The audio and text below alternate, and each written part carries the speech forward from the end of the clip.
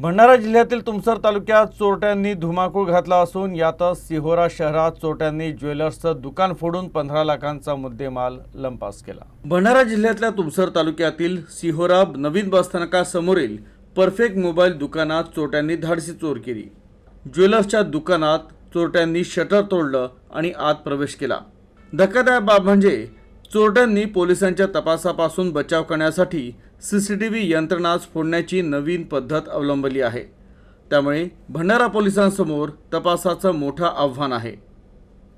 सध्या भंडारा जिल्ह्यातील तुमसर तालुक्यात चोरट्यांचा हैदोस असून आता मोबाईलचं दुकान आणि ज्वेलरी शॉप फोडल्यानं नागरिकांमध्ये आणि व्यापाऱ्यांमध्ये भीतीचं वातावरण निर्माण झालं आहे।